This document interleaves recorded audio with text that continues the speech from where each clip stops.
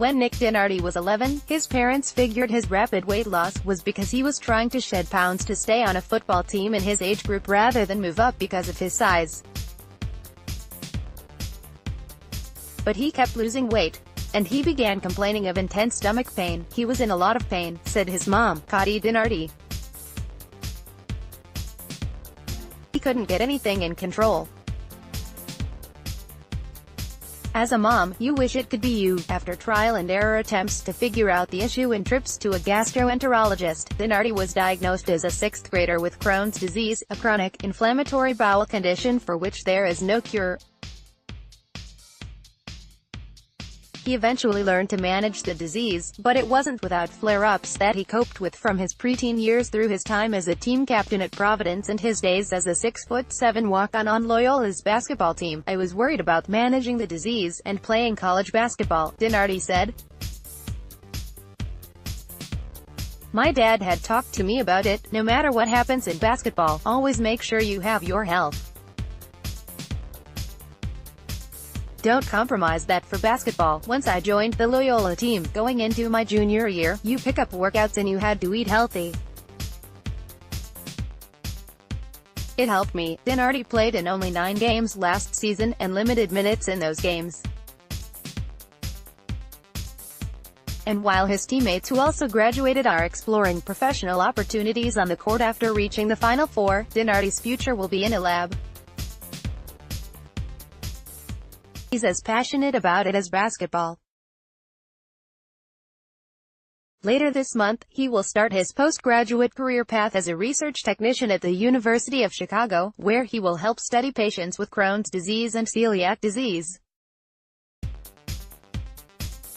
He hopes to pursue medical school to further his research and help others diagnosed with his illness. I think my experience will help me relate to people, understand what they're going through, he said. DiNardi learned about the job after volunteering in a patient trial.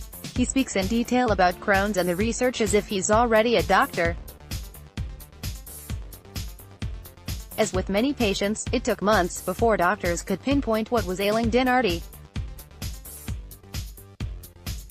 One even initially told him and his parents he had cancer, he said, before a colleague said that was unlikely and they would continue testing.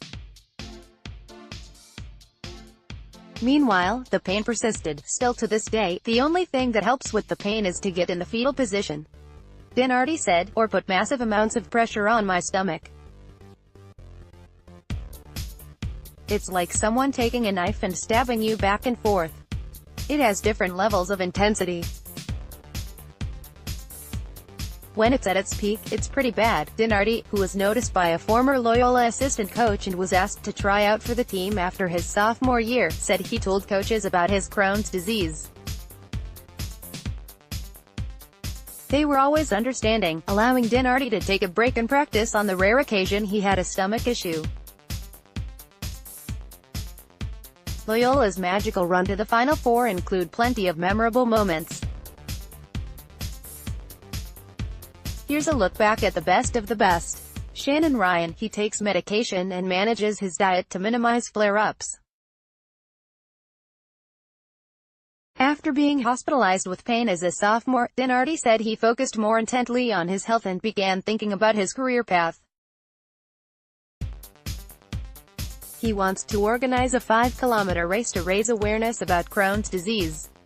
He participates in a program in which he mentors younger patients. And he's dedicated to helping research the disease. I decided I didn't want to sit behind a desk when I have something that I can help other people with, DiNardi said.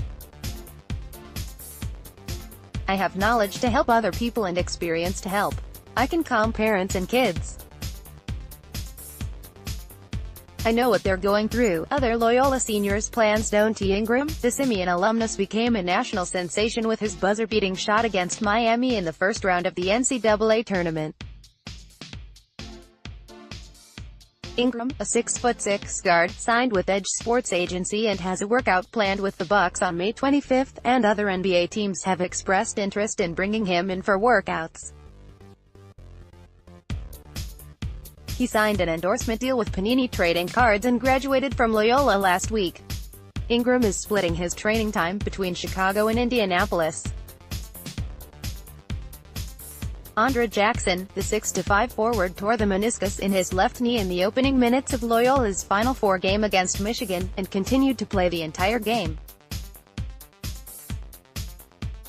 He continues to heal from post-season surgery but has ditched his crutches and is expected to be cleared by doctors to begin light jogging soon. Jackson, who is rehabilitating in his native Texas, will explore overseas playing options. Ben Richardson, the Missouri Valley Defensive Player of the Year, proved to be a scoring threat as well with his 23-point performance in the Elite Eight victory against Kansas State. Richardson, a 6'3" guard, has returned to his native Kansas after graduating to work out and explore his options of playing overseas.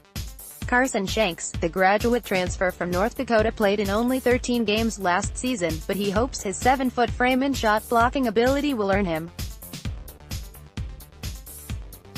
look from a foreign professional team. Trian at ChicagoTribune.com. Twitter at Ranterbean. Porter Moser not resting on Loyola's laurels. We've got to get better. Loyola sees uptick in donations and season ticket deposits after Final Four run. Duke basketball player from Chicago to bike and jog across America for a worthy cause.